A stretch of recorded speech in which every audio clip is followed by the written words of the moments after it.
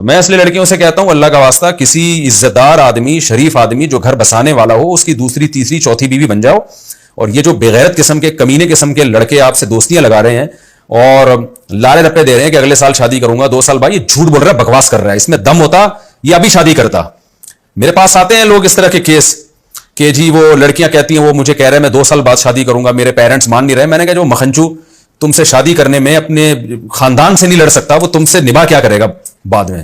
تو نباہ اس زمانے میں گھر بسانا آسان کام تھوڑی ہے. جو اپنے خاندان سے تم سے شادی میں نہیں لڑ سکتا, کہہ رہے میری امی مانیں گی, میری نانی اور میرے ماموں آئے ہوئے ہیں, تو میرے چچا آئے ہوئے ہیں, تو میری فلانی آئی ہوئی ہے, تو وہ جب مان جائیں گی تو میں شادی کروں گا. اس کا مطلب اس میں دم نہیں ہے. دم ہوتا تو شادی کر کے بتاتا ہو گئی ہے, جس نے جو اکھاڑنا ہے اکھاڑ لے.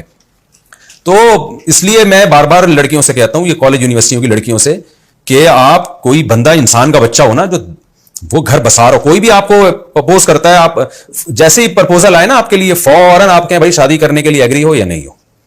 وہ کہے ہاں تو بھائی بھیجو اپنے ابا اما کو. اس کے بعد وہ ایران توران شروع کر دے, بولے اس کو لعنت کا وہ بنا کے اس پہ بھیجیں. یہ مجھے غصہ اس لیے آ رہا ہے کہ ہم نے بہت لڑکیوں کی زندگیاں تباہ برباد ہوتے ہوئے اپنی آنکھوں سے دیکھی ہیں. اس لیے یہ میں اپنے جذبات کو شیئر کرنے کی کوشش کر رہا ہوں. اس کو لعنت بھیجیں, بولا آئندہ تو نے رابطہ بھی کیا نا تو دیکھ میں کیا کرتی ہوں. جو آپ کو اللہ نے وسائل دیے ہیں وہ اختیار کریں آپ.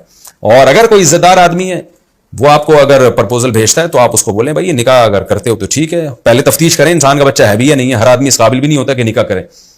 اور اگر وہ راضی ہو جاتا ہے اور کہہ رہے میری امی اور میرے چاچو, اس کا مطلب اس میں دم نہیں ہے, یہ نہیں رکھ سکتا, تو دم والے سے کر لیں, وہ زیادہ اچھا گھر بسا سکتا ہے انشاءاللہ. ورنہ وہ ساری زندگی اپنے خاندان کی بھینٹ ہی چڑھا دے گا آپ کو. تو یہ جو خودکشیاں ہو رہی ہیں نا, یہ سوال تو کیا پوچھا تھا, ہم کدھر سے کدھر نکل لیے. یہ پوچھا تھا کہ جی لڑکی نے جدائی کے غم میں خودکشی کر لی تو اس بوائے فرینڈ کو بھی گناہ ملے گا. اس کو تو گناہ ملے گا ہی ملے گا, لیکن اس کو بھی کوئی ثواب نہیں ملنے والا, اس کو زیادہ گناہ ملے گا.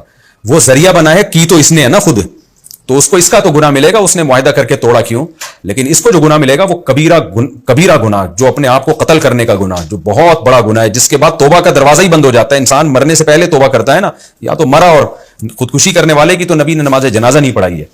تو اس لیے یہ بہت ہی گندی موت ہے. اللہ ہم سب کو اس غلیظ اور خبیث اور پلید موت سے اللہ ہم سب کی حفاظت کرے.